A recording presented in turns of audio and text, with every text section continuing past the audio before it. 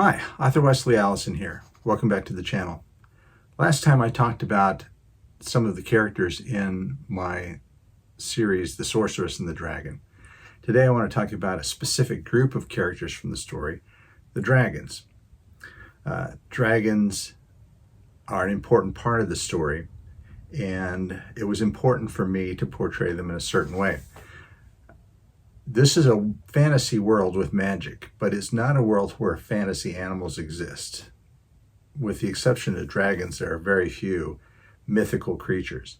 There are some extinct creatures, such as dinosaurs, that are in certain parts of the world, but other than that, most of the animal life are contemporary to our Earth, with the exception, again, of the lizzies, the lizardmen who dominate the continent of Malon.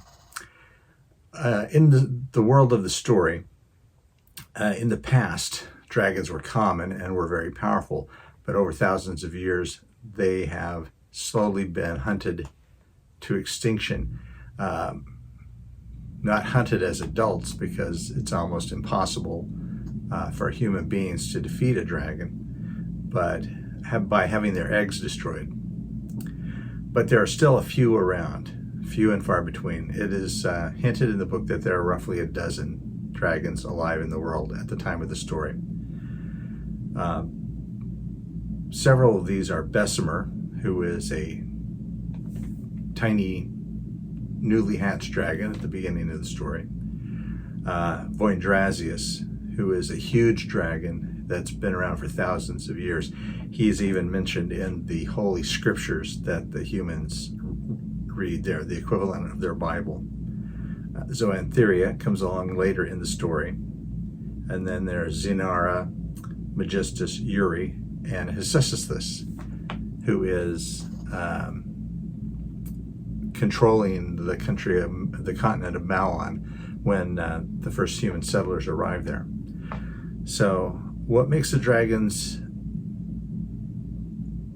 interesting for me is their complexity. The dragons in the story are intelligent, they can speak, they can do magic, and good or evil or in between, they all have a certain greed for wealth that's pretty much a defining trait of dragons. Dragons start out newly hatched, small, the size of a cat, and they grow larger and larger. And in fact, they continue to grow until they die. They never stop. Voindrazius, who is thousands of years old, is monstrously huge, hundreds of feet long, unbelievably huge. He's so huge that people who see him can't believe that something that big can exist. They have special powers in addition to breathing fire. Most of them have some of their quasi-magical power that they can use. And not all of them have displayed that power, but some of them have. Zinara, who is a young dragon, has the power, for instance, to basically cough up phlegm that then explodes when it hits something.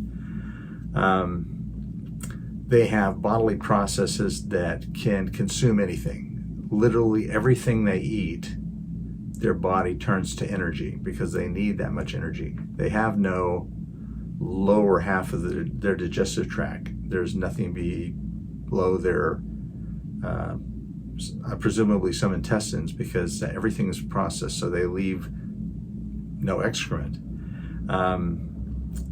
In large parts of the world, they're worshipped as gods, especially in the continent of Malon, where the lizzies consider them gods. And even many, perhaps most of the dragons start to think of themselves as gods. And finally, some of the dragons can take human form by using magic. And some of it do it more often than others, and some of it do that better than others. Bessemer frequently takes human form as an adult, but there's always something off about his appearance that people who know what to look for immediately recognize.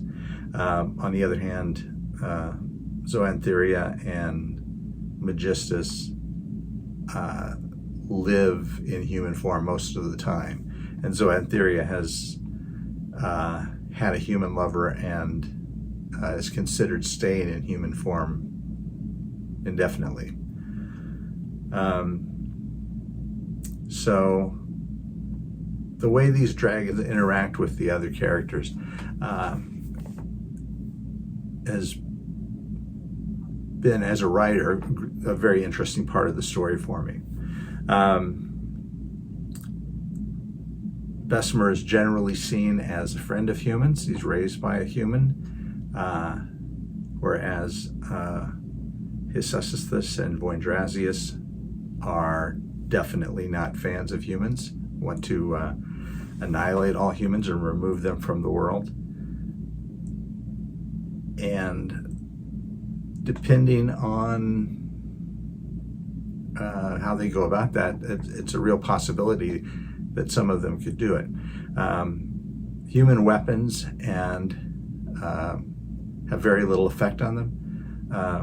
Several of the dragons are shot with rifles or machine guns even, and the bullets usually bounce off unless they have a scale that's been damaged or something previously.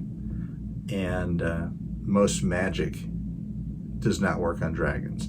Most of the wizards and sorcerers cannot use location magic on them, and using magic against them in combat is almost impossible, except for a very few highly talented mages.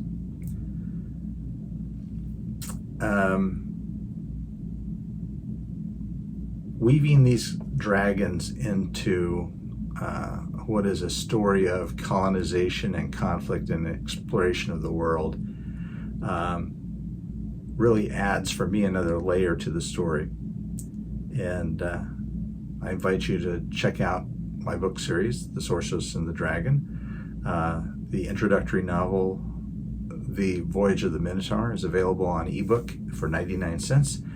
Or you can download the prequel, which is a novella called Brekelon, absolutely free. And I'll put links to both of those in the description below. Thanks again, and happy reading.